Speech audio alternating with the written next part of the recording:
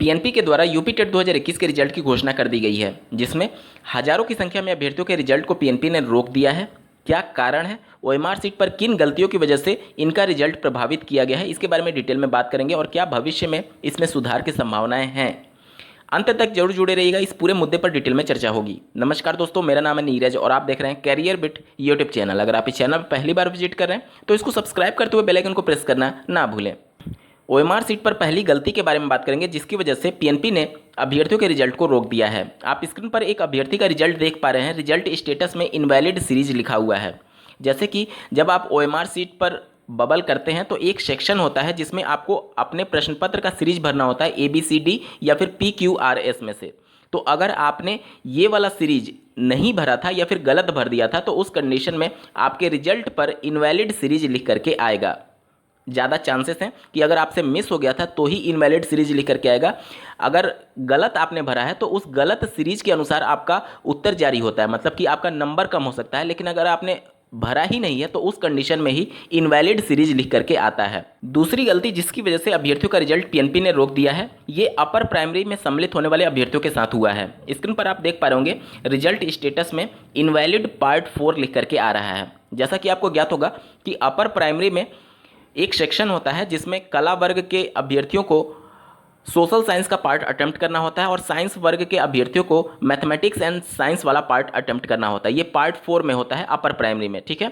Part 3 तक तो सबके लिए कॉमन होता है। पार्ट 4 में ही आपके ग्रेजुएशन के सब्जेक्ट के अनुसार बदल जाती हैं चीज़ें। तो अगर आपने ये वाला बबल छोड़ दिया होगा, मतलब कि मैथमेटिक्स एंड साइंस और सोशल साइंस में से कोई एक बबल आपको करना था कि कौन सा पार्ट आप अटेम्प्ट कर रहे हैं, अगर आपने ये बबल नहीं किया होगा तो आपके रिजल्ट पर भी इनवैलिड पार्ट 4 लिख करके आ रहा होगा। इसके अलावा ओएमआर सीट पर एक और गलती है जो कि अभ्यर्थियों के द्वारा प्राइमरी और अपर प्राइमरी दोनों में किया गया है, जिसकी वजह से उनके रिजल्ट को रोक दिया है पीएनपी ने। बहुत से अभ्यर्थियों के रिजल्ट पर इनवैलिड लैंग्वेज लिख करके आ रहा है। जैसा कि आपको ज्ञात होगा कि फर्स्ट लैंग्वेज हिंदी सबके लिए कॉमन होता है, लेकिन सेकेंड लैंग्वेज में उर्दू, संस्कृत और इंग्लिश में से कोई भी एक आपको ऑप्ट करना होता है और उसका बबल आप करेंगे ओएमआर सीट पर और उसी को आप सॉल्व करते हैं और उसी के अनुसार आपके ओएमआर सीट की जांच होती है। अगर आपने ये लैंग्वेज वाला बबल छोड़ दिया होगा तो बहुत से अभ्यर्थियों के रिजल्ट पर इनवैलिड रिजल्ट लिख करके आ रहा है। इसी वजह से उनका रिजल्ट रोक दिया गया है, क्योंकि आपने लैंग्वेज वाला ऑप्शन बबल नहीं किया था। इसके अलावा अगर आपने रजिस्ट्रेशन नंबर या फिर रोल नंबर में से कोई भी गलत भर दिया था तो रजिस्ट्रेशन और रोल नंबर दोनों में से अगर कोई भी एक सही होगा तो पिछले वर्ष पीएनपी ने उनके रिजल्ट को जारी कर दिया था। लेकिन उससे पिछले के पिछले वर्ष पीएनपी ने ऐसे अभ्यर्थियों के रिजल्ट पर रोक लगा दी थी। और इस वर्ष ऐसे अभ्यर्थी कमेंट करके जरूर बताएं कि अगर आपका ओएमआर सीट में रजिस्ट्रेशन नंबर या फिर रोल नंबर में कोई भी एक सही था तो आपका रिजल्ट जारी किया गया है अथवा नहीं। इसके अलावा ओएमआर सीट पर जो भी चीज़ें फिल करनी थी, जैसे कि आपका नाम, आपके फादर का नाम, एग्जाम सेंटर और कितने क्वेश्चन आपने अटेम्प्ट किए, आपका सिग्नेचर, इन्विजिलेटर का सिग्नेचर, इन सब के रिगार्डिंग अगर आपसे कोई गलती हुई थी ओएमआर सीट पर तो इसका कोई भी प्रभाव नहीं पड़ता है, क्योंकि ओएमआर रीडर जो होता है, ऑप्टिकल मार्क रीडर जो मशीन होता है, वो इन सभी चीज़ों को रीड नहीं कर पाता है। वो सिर्फ उन्हीं फील्ड्स को रीड करता है जिसके सापेक्ष आपने बबल किया था। तो चूंकि इन सभी के सापेक्ष बबल नहीं करना होता है तो इस वजह से इसका कोई भी प्रभाव नहीं पड़ता है। इसी प्रकार से कैटेगरी जो भरना था या फिर स्पेशल कैटेगरी जो भरना था उसका भी कोई भी प्रभाव नहीं पड़ता है रिजल्ट पर, क्योंकि बबल नहीं करना होता है, सिर्फ आपको पेन से लिखना होता है। कैटेगरी को लेकर के अभ्यर्थियों के मन में कन्फ्यूजन है कि आप देख पा रहे होंगे स्क्रीन पर कैटेगरी में BC लिखा है, फिर ऑब्लिक करके स्पेशल कैटेगरी में OP लिखा है। तो इसका क्या मतलब है? देखिए, जब आपने आवेदन किया होगा तो आपने जो कैटेगरी भरा होगा OBC, SC, ST या फिर अनरिजर्व, उसी के अनुसार आपके रिजल्ट पर कैटेगरी लिख करके आएगा। BC मतलब कि बैकवर्ड क्लास, ठीक है। और यहाँ पर स्पेशल कैटेगरी में OP लिखा है। OP का मतलब होता है ओपन, मतलब कि स्पेशल में कोई भी कैटेगरी आपका नहीं। जैसे क्षैतिज आरक्षण जो होता है, जैसे कि विकलांग हो गया या फिर स्वतंत्रता सेनानी हो गया या फिर एक्स सर्विसमैन हो गया, तो अगर इसमें से आप कोई होंगे और आवेदन करते समय भरे होंगे तो वो स्पेशल कैटेगरी में माना जाता है।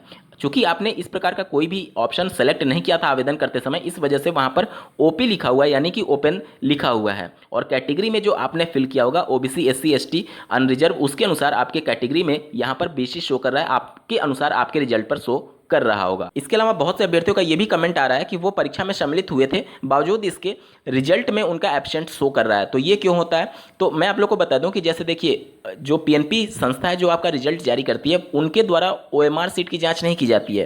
किसी थर्ड पार्टी कंपनी को ये ओएमआर सीट जांचने के लिए दे देते हैं। तो हो सकता है कि आपकी ओएमआर सीट मिस हो गई हो और उनको ओएमआर सीट नहीं मिला हो। हालांकि पूरा प्रोसेस ये होता है कि अगर किसी अभ्यर्थी का ओएमआर सीट गायब हो चुका है, नहीं मिला, तो उनके पास पूरा रिकॉर्ड होता है कि कौन से अभ्यर्थी परीक्षा में सम्मिलित हुए थे, क्योंकि आपके थंब इम्प्रेशन भी लिए गए हैं और इसके अलावा आपसे सिग्नेचर भी कराया गया है एक प्रेजेंस वाले सीट पर। तो ये पूरा प्रूफ होता है कि आप परीक्षा में सम्मिलित हुए थे। लेकिन चूंकि थर्ड पार्टी कंपनी ने आपका ओएमआर सीट जांचा है, वहां पर आपकी ओएमआर सीट मिस हो गई होगी या फिर गायब हो गई होगी। इस वजह से उनको ये लगा कि इस अभ्यर्थी ने परीक्षा दिया ही नहीं है और उसने उसी के आधार पर रिपोर्ट बना करके पीएनपी को भेज दिया कि इस अभ्यर्थी का मतलब कि वो ओएमआर सीट नहीं था, तो पीएनपी ने उसको एब्सेंट शो कर दिया रिजल्ट पर। तो ये पूरा प्रोसेस होता है, जिसकी वजह से अभ्यर्थी परीक्षा देने के बावजूद भी उनके रिजल्ट पर एब्सेंट शो हो रहा है। तो ऐसे अभ्यर्थियों को पीएनपी कार्यालय में उपस्थित होकर के एक एप्लीकेशन देना चाहिए कि आप परीक्षा में सम्मिलित हुए थे और इसके संबंध में आप पूरे साक्ष्य उनको प्रस्तुत कराइए। वो सब कुछ अपना डेटा चेक करेंगे और अगर आप परीक्षा में सम्मिलित हुए थे तो आपके रिजल्ट को संशोधित कर दिया जाता है। ये काफ़ी लंबा प्रोसेस होता है, लेकिन आपको प्रयास करना होगा अगर आप रिजल्ट चाहते हैं। और अगर इन सब के बावजूद भी पीएनपी आपके रिजल्ट पर कार्रवाई नहीं कर रही है, तो कोर्ट ही एकमात्र विकल्प बचता है, जिसके माध्यम से आप प्रेजेंट होने के बावजूद अगर आपका रिजल्ट रुका हुआ है तो आप अपना रिजल्ट जारी करवा सकते हैं पीएनपी द्वारा। दोस्तों, इनवैलिड सीरीज, इनवैलिड लैंग्वेज और इनवैलिड पार्ट 4 एरर में पीएनपी के द्वारा आपके रिजल्ट में कोई भी संशोधन नहीं किया जाता है। विगत वर्षों में पीएनपी ने ऐसे हजारों की संख्या में अभ्यर्थियों के रिजल्ट को रोक दिया था। मामले कोर्ट भी गए, लेकिन कुछ भी नहीं निकल पाया, क्योंकि ओएमआर में सीट में गलती की वजह से ये सभी अभ्यर्थियों का रिजल्ट रोका गया है। और ओएमआर सीट हो या फिर आपका क्वेश्चन बुकलेट हो या फिर आवेदन करते समय जो ऑफिशियल नोटिफिकेशन जारी किया जाता है, सब में पहले से मेंशन किया गया रहता है कि अगर आपके ओएमआर सीट पर कुछ गलती होती है तो पूरी जिम्मेदारी आपकी होगी, परीक्षा लेने वाली संस्था का इसमें कोई भी रोल नहीं होगा। तो पीएनपी अपनी तरफ से पहले से ही चीज़ें मेंशन कर रखी है। इस वजह से अगर मामले कोर्ट भी जाते हैं तो वहाँ पर पीएनपी माननीय कोर्ट को अवगत करा देती है कि हमने पहले ही सूचना दे रखा था कि अगर इन सभी चीज़ों में गलती हुई तो अभ्यर्थी का पूरा जिम्मेदारी होगा और इस वजह से इनके अभ्यर्थियों का रिजल्ट रोका गया है। तो इस सभी मामले में पीएनपी कुछ भी नहीं करती है और इनका रिजल्ट जारी नहीं किया जाता है, चाहे आप कोर्ट केस करें या फिर पीएनपी पर प्रत्यावेदन दें या फिर एप्लीकेशन दें। पीएनपी विगत वर्षों में ऐसे अभ्यर्थियों के रिजल्ट को जारी नहीं की थी। इस वीडियो को देखने के लिए आपका बहुत बहुत धन्यवाद। भगवान करे आपका दिन शुभ हो।